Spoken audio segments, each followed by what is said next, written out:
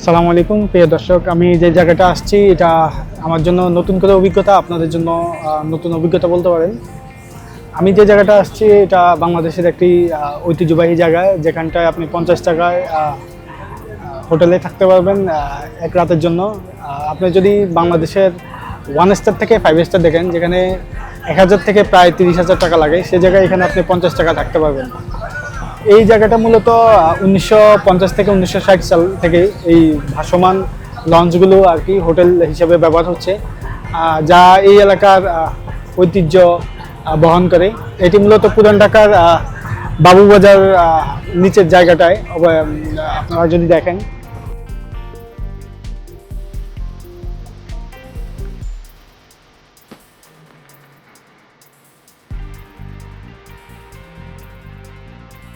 প্রিয় দর্শক, এই জায়গা নিয়ে অনেক ঐতিহ্য এবং অনেক সুনাম রয়েছে। যেখানটায় আপনি 50 টাকায় রাত যাপন করতে পারেন, সেটা আসলে আপনার জন্য একটি উপভোগ্য নাও হতে পারে। উপভোগ্য নাও হলো যারা দিন মজুর, তাদের জন্য এটা খুবই সাশ্রয়ী বিষয়। আমার আপনার জন্য হয়তো থাকার উপভোগ্য নয়, কিন্তু প্রিয় দর্শক, যতটুকু জানতে পেরেছি, শীতের সময় লেপ, কম্বল, তোশক, বালিশ ও বিশুদ্ধ পানির ব্যবস্থাও করা হয়। মিটফোর্ড হসপিটালের বিপরীতে এমনটাই একটি ভাসমান হোটেলের একজন ম্যানেজার জানান, সিঙ্গেল সিটের ভাড়া 50 টাকা এবং কেবিনের ভাড়া 150 টাকা। দেশের অন্যান্য আবাসিক হোটেলের তুলনায় যা অত্যন্ত সস্তা। এগুলা কত বছর ধরে এই জায়গায়, এই লঞ্চগুলো? স্বাধীন আগের থেকে রেডি। স্বাধীন আগের থেকে? আগে ছিল ওই যে সদরে। আচ্ছা আচ্ছা, সদরে আস্তে আস্তে ঠেলতে হয়েছে। এটা মানে আইয়ুব খানের আমলের থেকে? আইয়ুব খানের কষ্ট। আগে কাঠবডি ছিল। আচ্ছা আচ্ছা, কাঠবডি চাইছো? এই তিনটেই আছে নাকি? আর নাই? এই তিন আর ওইদিকে আছে? ও আচ্ছা আচ্ছা, এটা তো গেট লাগাইছে, এনে বই অনেক পছন্দ হইছে।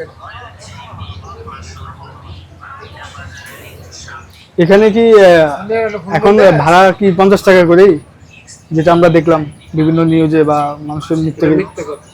এখন কত করে? এখন না, আগে এই যে 50 টাকা করে।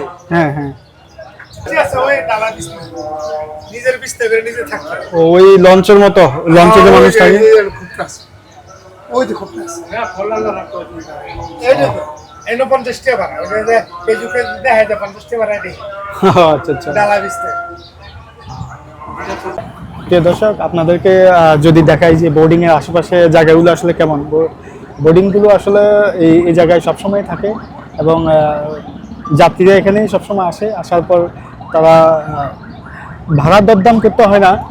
মূলত এখানে বিভিন্ন রেট আছে, 50 টাকা, 120 টাকা, তারপর 150 টাকা। যে যেভাবে থাকতে চায় সেভাবেই থাকতে পারে।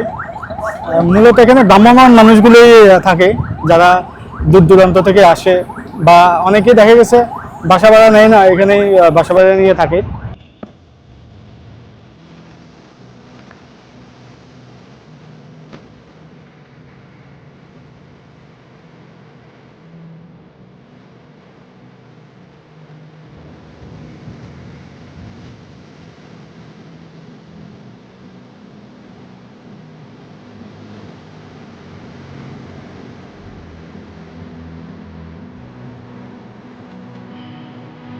প্রিয় দর্শক, আমি এখানে একজন দায়িত্ববান যে এখানে দায়িত্বে আছে তার সাথে কথা বলেছি। সে আমাকে যতটুকু জানিয়েছে, সে মূলত এখানে প্রায় 2 বছর ধরে চাকরি করতেছে। আর এখানে বিভিন্ন ধরনের মানুষের সাথে তাদের পরিচয়, বিভিন্ন ধরনের মানুষ তাদের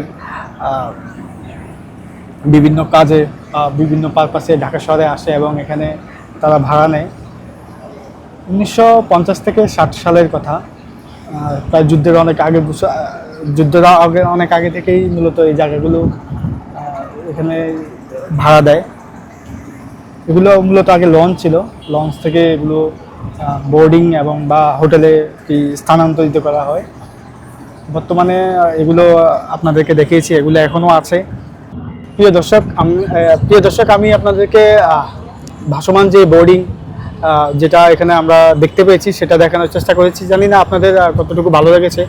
তবে আমাদের কাছে বিষয়টা খুবই ইন্টারেস্টিং মনে হয়েছে এবং মনে হয়েছে এটা আমাদের দেশের একটা সংস্কৃতি বা ঐতিহ্য, যে ঐতিহ্য আমরা আসলে 60-70 বছর ধরে লালন করে আসছি। জানি না এই ঐতিহ্য কতদিন থাকে, তবে আমরা এটা বাঁচিয়ে রাখার চেষ্টা করব। সবাইকে ধন্যবাদ আমার সাথে থাকার জন্য। পরবর্তী ভিডিও